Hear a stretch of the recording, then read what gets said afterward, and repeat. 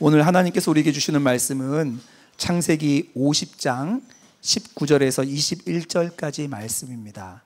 제가 읽도록 하겠습니다.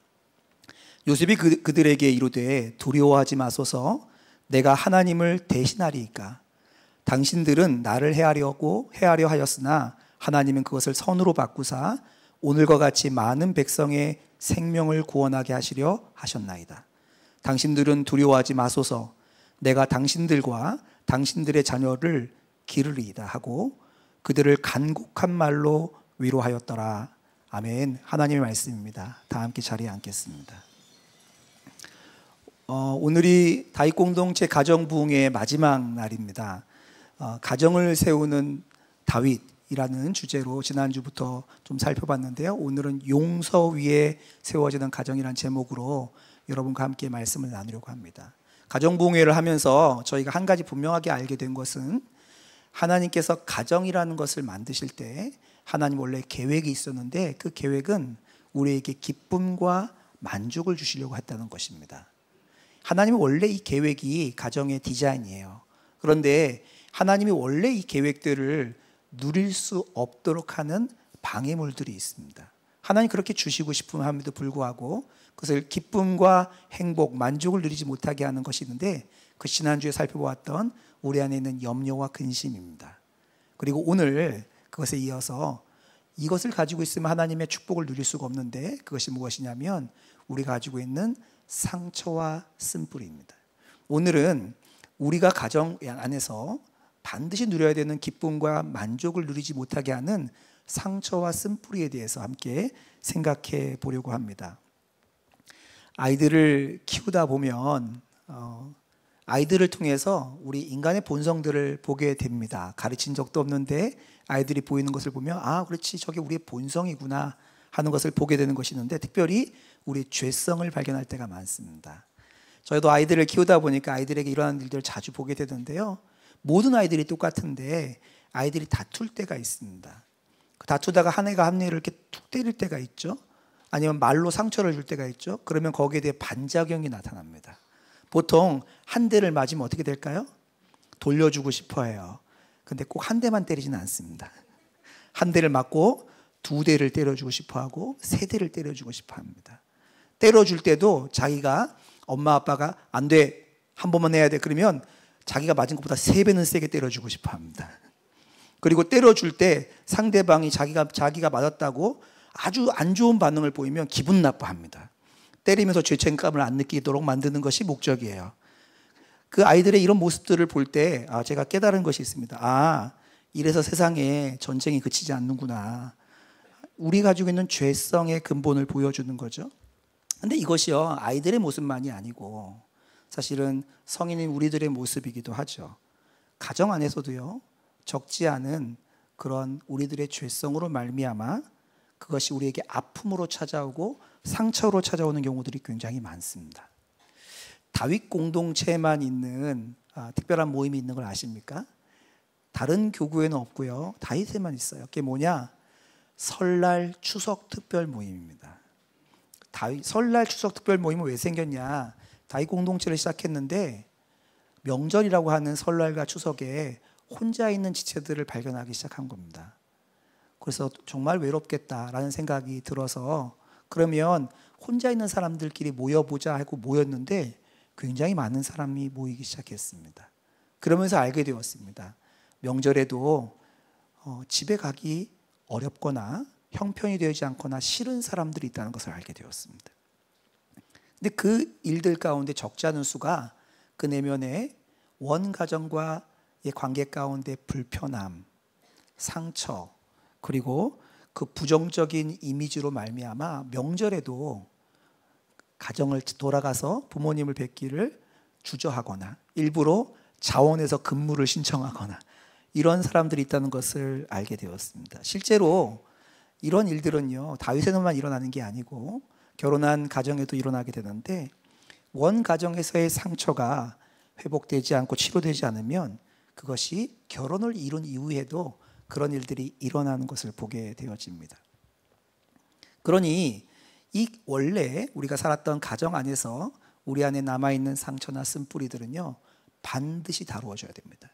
왜냐하면 다루어지지 않으면 지금 내가 속해 있는 싱글 가정, 아니면 앞으로 내가 이루게 되어지는 미래의 가정에서 행복과 만족을 빼앗아가는 장애물이 되기 때문에 그렇습니다.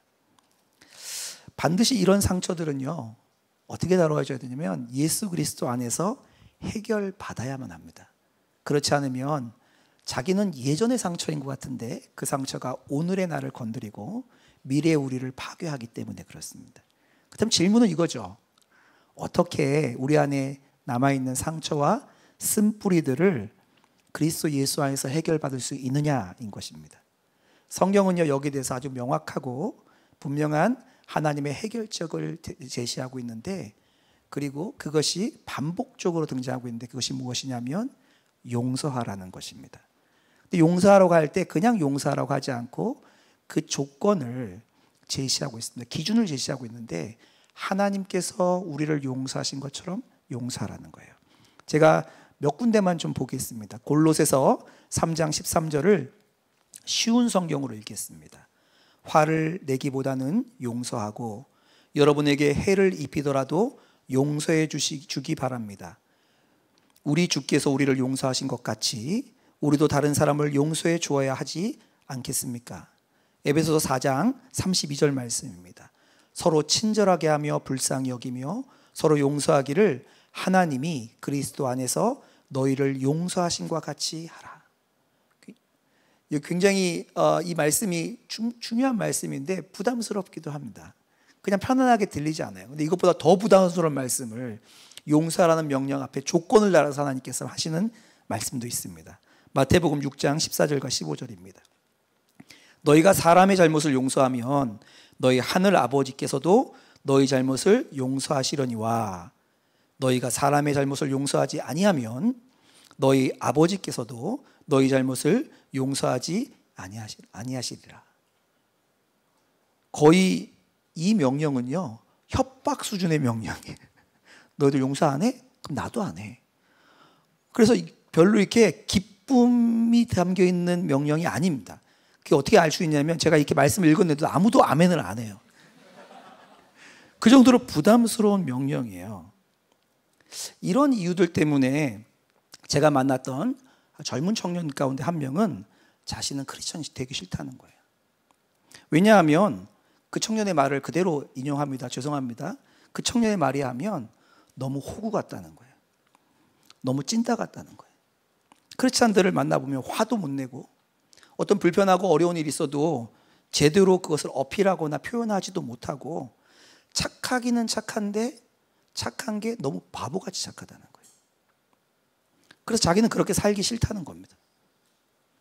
그런데요, 그게 나 예수 믿기 싫어 말하는 그 청년의 말만이 아니라 우리들도 솔직하게 뭐라고 말하냐면 이런 하나님의 명령을 들으면 한편으로는 정말 부담스럽고 심지어 거부감마저 들기도 합니다. 이런 명령들은요, 별로 안 듣고 싶어요. 그냥 지나쳤으면 좋겠어요. 곰곰이 내 마음가에 담아두기보다는 이쪽 귀로 들었다가 저쪽 귀로 보내고 싶은 것이 우리의 마음이기도 합니다. 제자훈련을 해보면 제자훈련을 하다가 중간에 저 못하겠어요, 그만두고 싶어요 하는 사람 중에 굉장히 적지 않은 사람들이 용서의 문제에서 걸립니다. 용서하지 못하는 사람이 있습니까? 이 질문 앞에 마음이 딱 막히는 거예요. 그래서 그만두고 싶어하는 사람이 적지 않습니다.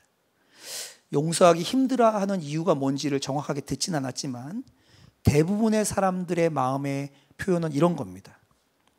내가 왜 그 사람을 내가 왜 먼저 용서해야 되는데, 그 사람은 변하지도 않고 그 사람은 반성도 하지 않고 그 사람은 나한테 미안하다고 했지만 똑같은 일을 반복해서 하고 있는데 왜 내가 먼저, 그 사람이 용서를 변한 것도 없는데 내가 왜 먼저 용서해 줘야 되는데, 이런 마음들이 마음속에 담겨져 있는 거죠.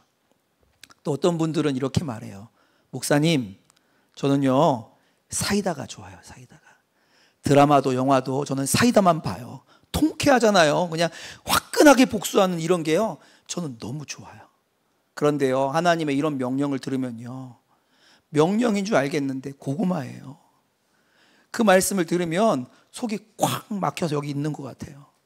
저는요 사이다가 좋다니까요. 이런 말을 들으면서 공감이 막 절로 되고 막 고개가 끄덕여지는 것이 우리들의 모습이기도 하지요. 심지어 어떤 사람은요, 하나님의 용서라는 명령을 들으면 억울해요. 화가 나요. 아니, 도저히 용서할 수 없는 그 사람, 도저히 용서할 수 없던 그 일들을 그걸 내 인생에 받아들여서 힘들게 살아가고 있는 게 난데 왜 하나님이 내 편 안 들어주고 왜 나한테 먼저 용서하라고 하는 거야? 너무 억울해. 너무 화가 나. 이렇게 이야기하는 사람들도 있습니다. 그래서 얘기를 들었는데요, 어떤 분은 기도할 때 이게 너무 해결이 안 되니까 기도를 이렇게 한다는 거예요. 하나님 앞에 소리를 지르면서 하나님 입장 바꿔놓고 생각해 보세요. 입장 바꿔놓고 생각해 보세요. 하나님도 제 입장이 되면 그게 되겠어요? 그러면서 고래고래 소리를 지르는 사람도 있다는 이야기를 들은 적이 있습니다. 그러나 여러분, 아셔야 하는 게 하나 있습니다. 하나님께서 우리를 향해서 용서하라고 명령하시는 것은 온전히 100% 하나님께서 우리를 향해서 가지고 계신 완전한 사랑입니다. 그리고 우리를 향해서 가지고 계신 가장 선한 하나님의 선택이라는 것을 여러분 아셔야 해요. 저는 신대원 시절에 수업을 하나 들었는데요, 그 수업에 과목 제목이 뭐냐면 용서에 관련된 거였습니다. 근데 그 교수님이 수업을 가르쳐 주시면서 우리가 왜 용서해야 되냐라는 것을 그림으로 그려주셨는데, 그 그림이 지금부터 훨씬 이전의 일이었는데 불구하고 지금도 제 머리에 생생하게 기억이 되고 있습니다. 제가 그 그림을 찾을 수가 없어서 제가 생각하고 기억하고 있는 그림을 AI에게 설명을 하고 그려달라고 했어요. 그때 이 그림이 이렇게 나왔습니다. 한번 보시죠. 이 그림에 보면 여러분 누가 가해자고 누가 피해자인지가 명확하게 보이죠. 그렇죠? 왼쪽 편에 있는 사람이 가해자이고 오른쪽 편에 있는 사람이 피해자입니다. 가해자가 어떤 물리적인 말로 어떤 사건으로 피해자를 향해서 어떤 일을 행했습니다. 그때 어떻게 되겠죠? 이 가해자가 던진 그 체인이 그 피해자의 목에 감기게 되는 거예요. 이게 무슨 그림이냐? 우리의 눈에는 보이지 않지만 사람들 사이에 일어나는 상처와 아픔을 그림으로 묘사하고 있는 거예요. 단지 어떤 사람이 피해자에게 어떤 피해를 준 것이 아니라 그 가해자가 준 어떤 공격과 피해가 피해자와 연결되어진다는 거예요. 그 순간으로부터 체인으로 묶인 것처럼 가해자와 피해자가 연결되어 있다는 것이죠. 그래서 그 사건이 일어난 이후에도, 그 일이 일어난 이후에도 그 연결된 체인이 서로를 끌어당기면서 서로를 아프게 하는 거예요. 그때 그 일만 있고 끝나는 게 아니라 그것이 상처와 쓴뿌리가 되어서 계속적으로 아픔과 슬픔과 괴로움을 주게 되는 일이 있다고 설명을 했습니다. 가장 바람직한 광경은 뭐죠? 가해자가 먼저 자신의 잘못을 인정하고 그리고 사과하고 용서를 구하고 그 자신이 던졌던 체인을 풀어내면 가장 바람직한 일이겠지만 그런 일은 잘 일어나지 않습니다. 특별히 가장 친밀한 관계에 있었던 사람들 사이에, 가정을 포함해서 정말 가까운 사이에는 그런 일이 더 일어나지 않는 것 같습니다. 그래서 가해자가 변해서 그걸 풀어주면 좋겠는데 그런 일이 안 일어날 때 가해자는 변함이 없으니까 피해자는 계속적으로 그 묶여있는 것 때문에 끌려다니며 상처와 아픔을 겪게 되는 거죠. 이 일을 피해자가 더 이상 그것으로 말미암아 고통당하지 않기 위해서 그 가해자가 던진 그 체인을 끊어버리는 방법밖에는 피해자가 그것으로부터 풀려나는 길이 없는데, 이것을 성경은 뭐라고 말하냐? 성경은 이것을 용서라고 말하는 거예요. 용서라고 말하는 거예요. 그러니까요, 하나님께서 우리를 바라보실 때 우리에게 용서하라고 하신 것은요, 우리한테 너희 세상에서 호구가 되라, 찐따가 되라, 사람들이 말해도 다 그냥 받아들이고 너 그냥 다 그냥 고통받아, 이렇게 말하고 있는 것이 아닙니다. 이걸 아셔야 돼요. 하나님께서는요, 우리가 그 고통 가운데 계속 머물러 있는 것이 정말 싫으세요. 그래서 하나님께서 우리를 거기서 건져주고 싶으셔서, 계속 고통과 슬픔 가운데 있는 것으로부터 끄집어내주고 싶으셔서 하나님께서 우리를 건져주시는 방법으로 주신 명령이 무엇이냐? 그 명령이 용서라는 거예요.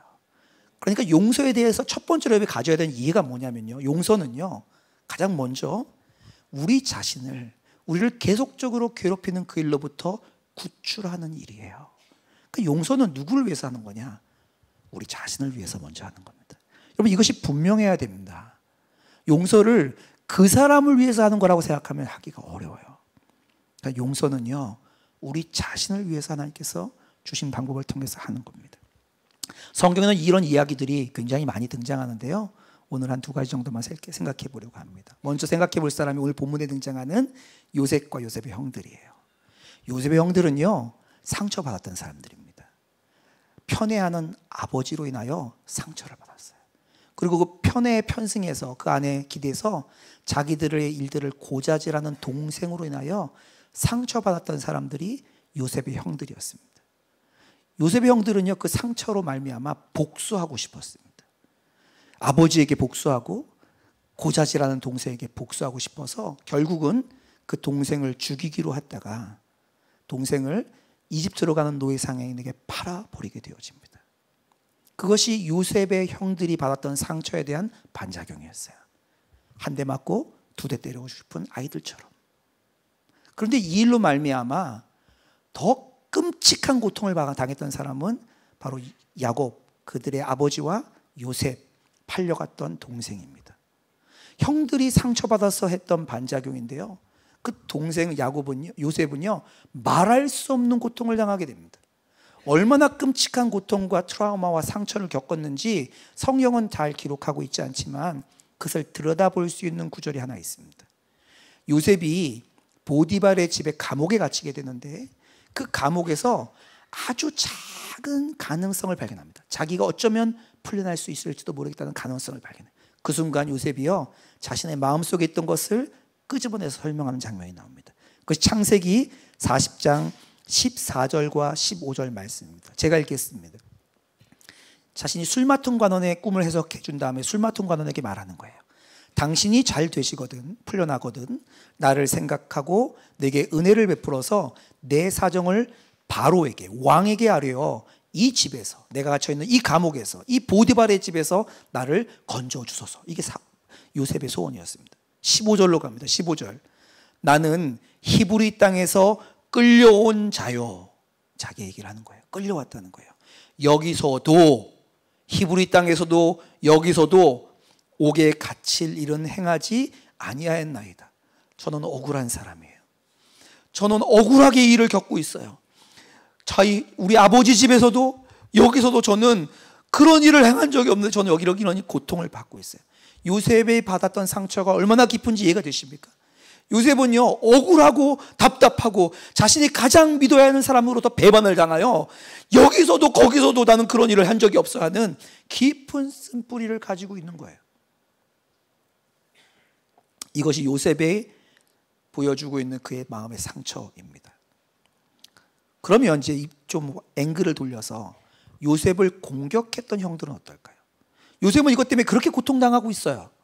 근데 복수하기 위해서 요셉을 팔아넘겼던 형들은 괜찮을까요? 성경은 그렇지 않다고 말하고 있습니다.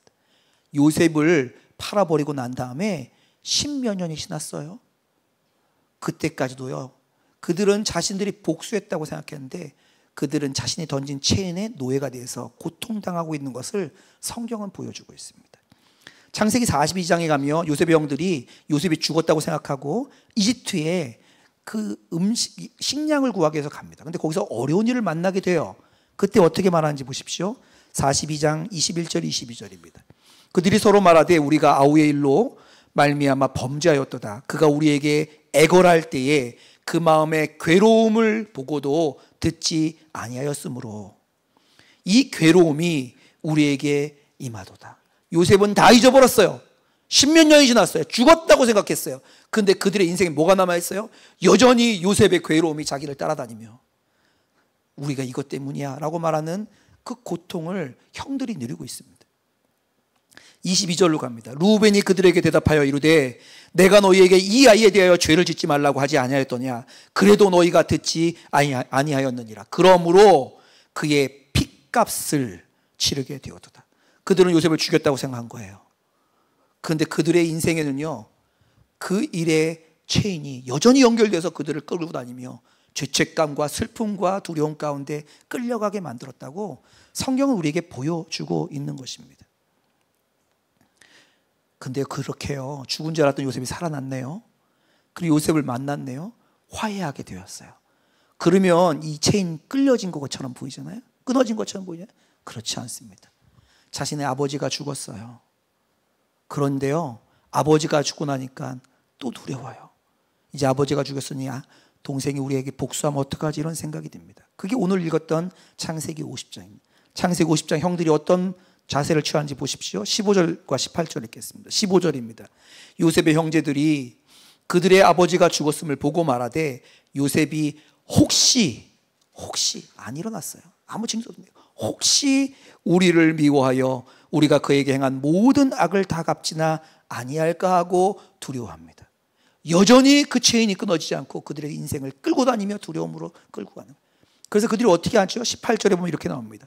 그의 형들이 또 친히 와서 요셉의 앞에 엎드려 이르되 우리는 당신의 요셉의 동생의 종들이니이다 라고 말해요. 그 체인은요, 그때 그 사건으로만 끝나는 게 아니고요, 계속 영향을 미치며 그들의 평생의 삶 가운데 그들의 올무가 되고 두려움이 되고 수치가 되고 그들의 절망이 되어지는 것을 보게 되어집니다. 여러분, 피해자가 아닌 가해자가 이 정도 고통을 받았으면 그 끔찍한 피해를 당했던 요셉은 훨씬 더 큰 고통을 당해야 되잖아요. 근데 성경은 그렇게 말하고 있지 않습니다. 요셉은 형들과 전혀 다른 삶을 살았어요. 성공했다는 뜻이 아니고 그 체인이 요셉을 더 이상 휘두르지 못하게 되었습니다. 그것이 성경이 우리에게 보여준 거예요. 여기에 대해서는 조금 이따 다시 좀 살펴보겠습니다. 두 번째 누구를 살펴볼 거냐면 다윗을 살펴보려고 합니다. 다윗은요, 그의 장이자 그의 충성의 대상이었던 왕이었던 사울과의 관계에서 엄청난 고통을 당하게 됩니다. 우리는 다 동의하지 않지만 그 사울 왕의 입장으로 들어가 보면 사울 왕도 상처를 받은 사람이에요. 자기의 신하가 한 명 있는데, 똘똘한 신하가 한 명 있는데 이 신하가 괜찮아요. 그래서 사위를 삼았어요. 근데 시간이 지날수록 사람들의 칭찬이 이 자기의 사위이자 신하였던 다윗에게만 향하게 됩니다. 근데 그 정도가 지나쳐서 이제 왕은 완전 무시해요. 다윗이 왕을 무시하는 게 아니라 사람들이 왕을 완전히 무시하고 다윗만 높입니다. 그 일로 말미암아 사울은 상처를 받게 되어집니다. 그 받았던 상처로 말미암아 사울은 복수하고 싶어져요. 그것이 다윗의 비극이었죠. 자기의 충성의 대상이고 자기의 장인이었던 사람으로부터 모함을 당하고 죽임 위협을 당하고 심지어는 수배자가 되어서 군인들에게 쫓기는 평생의 트라우마 같은 일들을 겪게 되어집니다. 이것이 다윗과 그의 장인이었던 사울 사이에 연결된 체인이죠. 사울이 왜 그렇게까지 그 일들 앞에 상처를 받았냐? 가장 두려웠던 일이 뭐냐면 자신의 왕권이 옮겨지는 것이 두려웠던 거예요. 그리고 자신의 왕권의 가장 핵심 중에 핵심이 뭐냐? 자신의 아들인 요나단이 왕이 되는 것이 못 될까 봐 두려웠어요. 이것이 사울이 지키기 위해 원했던 거예요. 그래서 그것 때문에 복수한 거예요. 그것을 위협을 받으니까. 근데 아십니까? 사울이 그렇게 상처를 받고 복수해서 지키기 원했던 것이 자신의 아들이 왕이 되는 거잖아요. 근데 그 체인이 사울을 어디까지 끌고 가는지 아십니까? 나중에는요, 사울이 화가 나서 창을 들어 자신의 아들인 요나단을 향해서 던지려고 합니다. 자신이 그렇게 지키고 싶었던 것을 파괴하는 데까지 이 상처의 체인이 그를 끌고 가는 것을 보게 되어집니다. 근데 참 이상하지요? 다윗은요, 이것과 말할 수 없는 상처를 받았는데 다윗은 사울이 죽었을 때 진심으로 슬퍼합니다. 눈물을 흘리며 그를 추모하게 돼요. 어떻게 이런 일이 일어날 수 있죠? 요셉에게도 다윗에게도 그의 형들과 사울이 가지지 못했던 용서가 있었던 거예요. 이것이 바로 성경이 우리에게 용서를 얘기하는 것입니다. 여러분, 많은 사람들이요, 용서하라고 말하면 오해하는 것이 하나 있습니다. 그게 뭐냐면 내가 용서하면 자신을 아프게 했던 그 사람이나 그 사람의 그 악함이나 그 어떤 어두움의 일들을 인정해 주거나 용납해 주는 것이라고 생각하는 거예요. 여러분, 이것은 성경이 말하는 것이 아니에요. 용서는 그런 게 아니에요. 용서는 자신을 아프게 했던 사람이나 자신을 아프게 했던 사건이나 그들의 어떤 어둠의 죄악들을, 그런 일들에 대해서 면죄부를 주는 것이 아니에요. 절대 아니에요. 성경은요, 하나님은 공의로운 심판관이라고 말합니다. 완전한 심판주라고 말해요. 한 번도 바뀌지 않은 성경의 하나님의 성품입니다. 그러니 용서하면 그 사람들의 죄와 어떤 것에 대해서 면죄부를 주고 그냥 지나치고 덮어주는 것이 아니라고 성경은 말합니다. 성경이 말하는 용서는 무엇이냐? 그 잘못과 죄에 대하여 하나님께 의탁하는 거예요. 그 잘못과 죄에 대하여 공의로우신 심판자이신 하나님께 모든 판단과 결과를 위임하는 것이 용서입니다. 여러분, 이것을 분명히 아셔야 돼요. 성경은 우리에게 용서를 요청하실 때 이걸 요청하는 겁니다. 로마서 12장 19절은 이렇게 말합니다. 내 사랑하는 자들아, 너희가 친히 원수를 갚지 말고 하나님의 진도하심에 맡기라. 기록되었으되 원수 갚는 것이 나에게 하나님께 있으니 내가 갚으리라고 주께서 말씀하시니라. 내가 갚으리라 라고 말씀하신 그 하나님의 말씀을 신뢰하는 것, 그리고 그분께 우리의 믿음의 반응을 드리는 게 뭐냐? 그게 바로 용서예요. 그게 용서예요. 이것이 다윗도 그리고 요셉도 선택했던 것입니다. 여러분, 다윗이 사울을 용서하는 것에 대해서 성경은 어떻게 표현하는지 한번 보시기 바랍니다. 사무엘상 24장 12절입니다. 다윗이 말하는 거예요. 원컨대 여호와는 나와 다윗과 왕 사이에, 사울 사이에 판단하사 나를 위하여, 다윗을 위하여 왕에게, 사울에게 보복하시기를 원하옵니다마는, 다윗은 한 번도 그의 죄에 대해서 그냥 지나가기를 말한 적이 없어요. 하나님의 보복하여 주십시오. 그렇지만은 내 손으로는 왕을 해하지 않겠나이다. 이것이 다윗이 선택한 용서인 것입니다. 오늘 본문에 요셉을 찾아와서 요셉에게 무릎 꿇은 형들을 향해서 요셉이 뭐라고 말하는지 아십니까? 19절 말씀입니다. 요셉이 그들에게 이르되 두려워하지 마소서, 내가 하나님을 대신하리이까. 그 판단을 하나님께 맡겨드린 거예요. 그 일을 하나님께 위탁한 거예요. 그 일이 없었다고 말한 거 아닙니다. 그것이 상처가 안 됐다고 말하는 거 아닙니다. 그 일을 그냥 없는 것처럼 지나가겠다고 말하는 거 아닙니다. 하나님께 맡겨드리고 나는 하나님을 대신할 수 없습니다라는 믿음의 고백을 드리는 것이 요셉이 드렸던 결정인 것이죠. 이런 용서가요, 이런 결단이요, 파괴되고 망가져버린, 상처로 말미암아 초토화 가득했던 그의 가정을 회복하기 시작합니다. 오늘 본문의 21절에 다시 제가 읽겠습니다. 당신들은 두려워하지 마소서, 내가 당신들과 당신들의 자녀를 기르리이다 하고 그들을 간곡한 말로 위로하였더라. 누가요? 요셉이요. 용서는 지금 요셉이 했어요. 근데 요셉이 뭘 먼저 한지 아십니까? 요셉이요, 그의 아버지 야곱의 가정을 향해서 자기가 책임지겠다고 말합니다. 사실 그의 아버지 야곱의 가정은 어떤 집이었냐면 상처로 말미암아, 죄로 말미암아 완전히 망가진 가정이었어요. 편애와 다툼과 모함과 이런 것들이 가득한, 완전히 깨질 대로 깨어진 그 가정이 야곱으로 말미암아 회복된 게 아닙니다. 요셉으로 말미암아 회복되어집니다. 내가 이제 형들과 형들의 가정을 책임질 거예요. 이것은 가해자로부터 시작될 수 있는 것이 아니라 용서해 준 자 요셉으로부터 시작되어집니다. 그리고 그 야곱의 가정이 회복되는 사건이 여기서 일어나게 됩니다. 여러분, 여기서 한 가지 문제가 있어요. 문제가 뭐죠? 우리의 마음속에 용서할 힘이 없다는 겁니다. 지금 이렇게 계속 이 말씀을 듣고 있지만 아멘이 좀처럼 나오지 않아요. 우리는요, 용서하기보다 외면하고 싶고 복수하고 싶고 관계를 끊어버리고 거리를 두고 싶은 게 우리의 본능적인 마음입니다. 주님께서 용서를 명령하셨음에도 불구하고 용서를 거절하고 싶은 것이 우리의 본능이에요. 이 죄된 본성이에요. 그래서 한 가지 우리가 결론을 줘야 되는 게 있는데 뭐냐? 우리는 용서를 노력함으로 하지 않습니다. 용서해야지 하고 애씀으로 용서하는 거 아니에요. 불가능해요. 안 됩니다. 용서해야지 결단한다고 용서되는 거 아닙니다. 안 돼요. 그럼 어떻게 용서하느냐? 용서는 하나님의 은혜로 하는 거예요. 하나님의 은혜가 우리의 마음을 채우기 시작하면 용서할 마음이 우리의 마음 가운데 싹트기 시작하는 것입니다. 한 번에 단번에 갑자기 딱 되어지는 거 아닙니다. 하지만 가랑비 옷이 젖듯이 하나님의 은혜가 우리의 마음을 조금씩 적시다 보면 어느 순간 우리의 마음에 용서해 하고자 하는 마음의 씨앗이 심겨지게 되어집니다. 그리고 어느 순간 용서할 힘이 생기게 되는 거죠. 다윗도요, 그 복수하고 싶은 마음이 얼마나 컸는지 모릅니다. 요셉도요, 그 원통한 마음이 얼마나 컸는지 몰라요.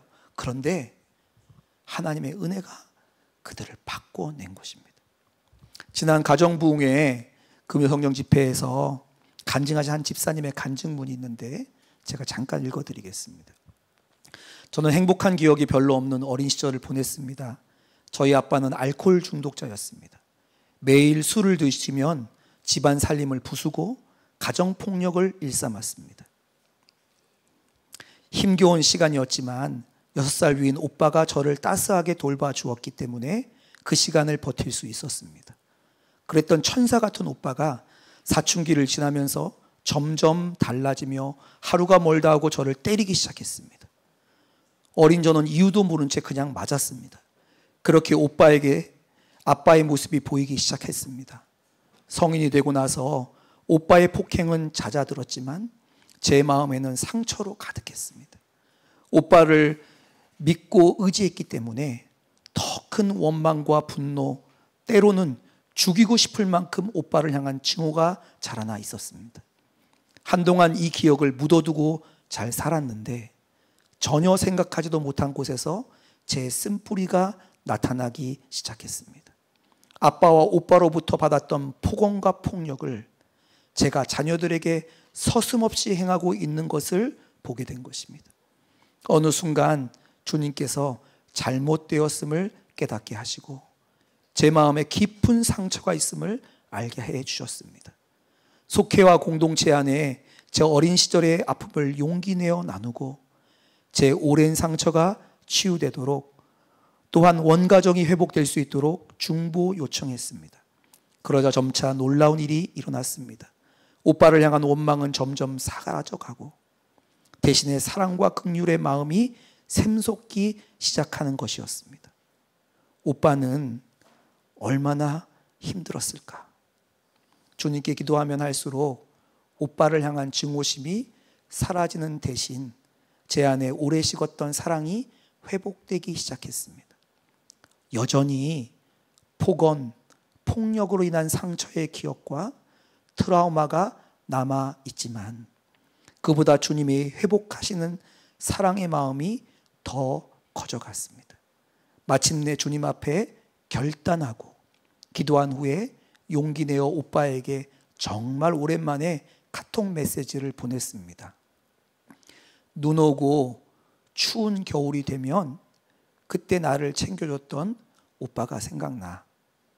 오빠도 어렸었는데 나부터 챙겨줘서 많이 고마웠어. 답장은 받지 못했지만 거절감보다는 충만한 하나님의 사랑이 제 안에 가득했습니다. 이후에는 주님이 주시는 마음을 따라 다른 가족들에게도 사랑의 마음을 표현했습니다. 단번에 확 바뀌지는 않았지만 조금씩 주님께서 고통과 상처로 갈라진 우리 가정 안에 사랑의 새싹을 피워가시는 것을 보게 됩니다.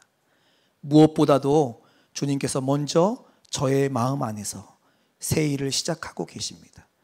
이전에는 오빠를 향한 미움, 행복하지 않았던 원가정을 향한 원망이 가득했습니다.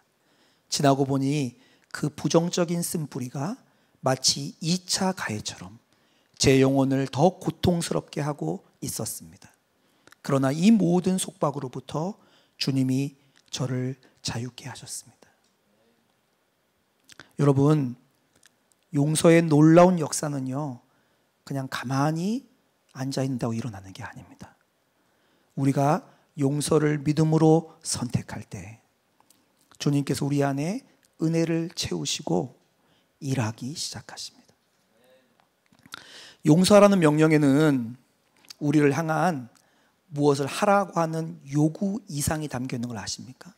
하나님 우리를 향해서 용서하라는 명령에는 하나님의 약속과 결단이 담겨 있는데 하나님께서 용서하기를 결단하는 우리에게 그 놀라운 은혜를, 우리의 마음이 바뀌어지는 그 놀라운 은혜를, 우리의 결단으로는 절대 아무것도 할 수 없는 우리를 향해서 그것을 할 수 있도록 우리에게 은혜를 채우셔서 우리를 바꾸시겠다는 하나님의 결심이 들어있는 것입니다.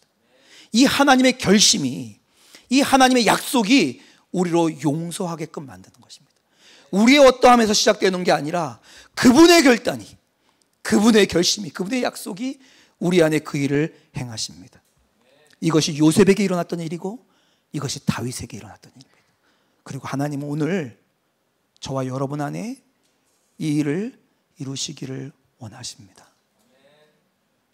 오늘 이 시간이 하나님께서 저와 여러분 안에 이 일을 이루시는 그 시작하시는 시간이 되시기를 주님의 이름으로 축복합니다. 이제 함께 기도할 건데요, 기도하기 전에 하나님의 은혜로 저를 채워주세요, 이런 마음을 주님께 고백드릴 필요가 있죠. 그러나 그 전에 한 가지 할 것이 있습니다. 우리의 입술을 벌려서 함께 믿음으로 고백해야 합니다. 여러분, 작은 목소리라도 여러분의 입술을 벌려서 함께 저를 따라서 말해볼까요?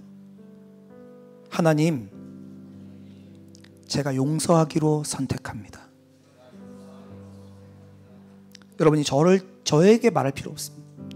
여러분의 마음을 감찰하시는 주님께 이 고백을 드립시다. 하나님, 제가 용서하기로 선택합니다. 이 시간 이 두 가지 기도 제목으로 기도하겠습니다. 주께서 원하시는 용서가 시작되게 하여 주옵소서. 믿음으로 용서를 선택하고 주님의 은혜 아래에 나가게 하여 주옵소서. 과거의 모든 상처와 쓴뿌리들로부터 자유케 하여 주옵소서. 더 이상 과거의 그늘이 현재와 미래의 우리의 삶을 묶지 못하도록 모든 상처의 체인들이 용서로 인하여 끊어지게 하여 주옵소서. 이 시간 주의 이름 한번 간절히 부르시고 통성으로 기도하는 시간 갖도록 하겠습니다. 주여, 아버지 하나님, 아버지 하나님, 우리가 마땅히 주님 앞에 믿음으로 결단하여 하나님 앞에 결단하고 드려야 되는 우리의 마음을 올려드립니다. 아버지 하나님 받으소서. 아버지 하나님 받아주소서. 하나님 아버지, 실타래 쳐먹혀있는 우리의 관계의 체인들이 끊어지는 역사함들이 일어날 수 있도록 은혜를 도와여 주소서.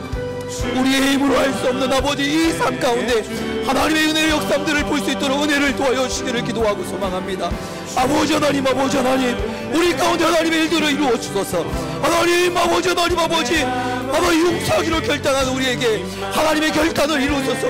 하나님의 약속을 이루어 주소서. 우리의 마음의 깊은 곳에 하나님 아버지, 하나님 아버지, 하나님의 약속의 일들을 시작하소서. 용서할 수 없는 사람, 용서할 수 없는 그 사건, 하나님 아버지, 하나님 아버지, 우리로부터 끊어지는 역사가 일어날 수 있도록 아버지 역사하여 주옵소서. 하나님 환경과 상황이 아닌 하나님의 일하심을 보게 하소서. 아버지 하나님, 아버지 하나님, 성령께서 우리의 심령 가운데 말씀하시고 역사하소서.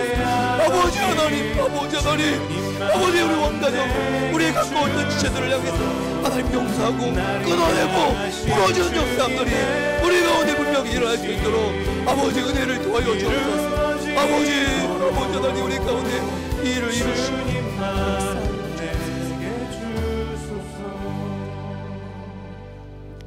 살아계신 하나님 아버지, 우리가 원치 않았던 우리의 삶에 일어났던 모든 과거의 체인들을 하나님, 우리가 믿음으로 끊어내기를 원합니다. 그러나 우리 안에 여전한 두려움과 절망감이 있는 것도 주님께 고백합니다. 오늘 믿음으로 주님, 제가 용서하기로 결정합니다 라고 고백한 모든 지체들의 믿음의 고백을 주님 기뻐 들어주옵소서. 주님의 약속하신 우리의 결단도 이룰 수 없는 하나님의 은혜로 우리의 마음이 바뀌는 역사가 하나님 우리 지대의 삶 가운데 일어나도록 축복하여 주옵소서. 하나님, 대한민국이 우리들의 용서로 말미암아 회복되는 땅이 되게 하여 주소서. 좌로 우로 나눠지고 이념과 사상과 생각을 따라 나눠진 이 땅을 불쌍히 여겨주시고, 그리스도인들로부터 시작되어지는 용서의 화해가, 용서의 회복이 일어나게 하여 주옵소서. 열방의 분쟁과 전쟁 가운데 있는 열방을 주께 올려드립니다. 그 땅의 비극을 보시고 하나님, 그 땅의 비극을 덮는 하나님의 복음의 능력이 나타나도록 역사하여 주옵소서. 하나님, 남북이 용서로 말미암아 화해되게 하소서. 북한 땅의 복음으로 말미암아 갇혀있는 이들을 주님 속히 풀어주시고 완전한 화해 가운데 연합하여 예배하는 날이 속히 올 수 있도록 은혜 더하여 주옵소서. 오늘도 하나님 예배 앞에 나오며 하나님 마음의 중심을 깨뜨려 주님께 헌금한 지체들이 있습니다.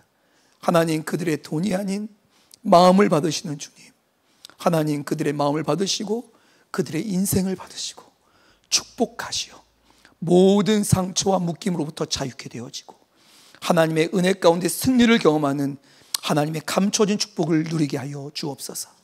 오늘도 우리 함께 하신 주님을 찬양하며 예수 그리스도의 이름으로 기도드리옵나이다. 아멘. 이 시간 다 함께 일어나서 찬양하실까요?